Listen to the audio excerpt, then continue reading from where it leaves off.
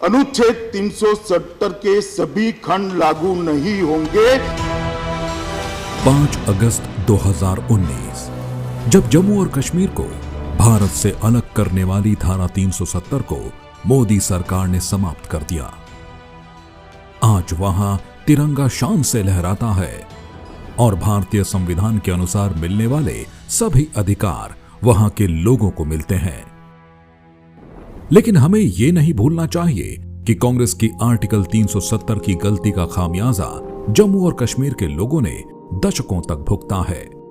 कांग्रेस ने कश्मीर को जलने दिया, बर्बाद होने दिया, वहां के लोगों को आतंक का दंश झेलने दिया, लेकिन उनकी समस्या का कभी समाधान नहीं किया, क्योंकि कांग्रेस की प्राथमिकताओं में जम्मू कश्मीर नहीं था।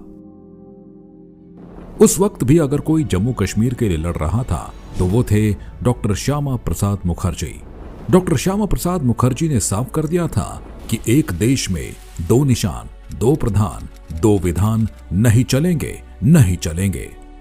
आर्टिकल 370 के कारण जम्मू कश्मीर को विशेष राज्य का दर्जा मिला हुआ था। भारतीय संविधान पूर्ण रूप से वहां पर लागू नहीं होता था।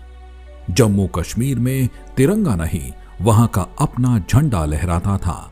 जम्मू कश्मीर में आर्थिक आपातकाल नहीं लगाया जा सकता था और इस आर्टिकल 370 के ही कारण जम्मू कश्मीर विकास की मुख्य धारा में शामिल नहीं हो पा रहा था। वहां पर आतंक बढ़ रहा था, क्योंकि वहां पर भारत सरकार को उतनी शक्तियां नहीं मिली होती थी। इन सब समस्याओं को दूर करने के लिए डॉक्टर श्यामा प्रसाद मुखर्जी ने लड़ाई लड़ी और लड़ते लड़ते अपने प्राणों की आहुति दे दी।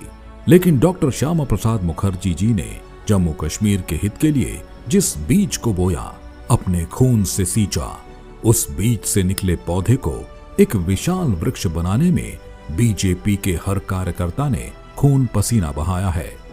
बीजेपी जब जब सत्ता में आई, बीजेपी ने इसे हटाने के प्रयास किए, लेकिन सशक्त बहुमत न होने के कारण सफलता नहीं मिल पाई।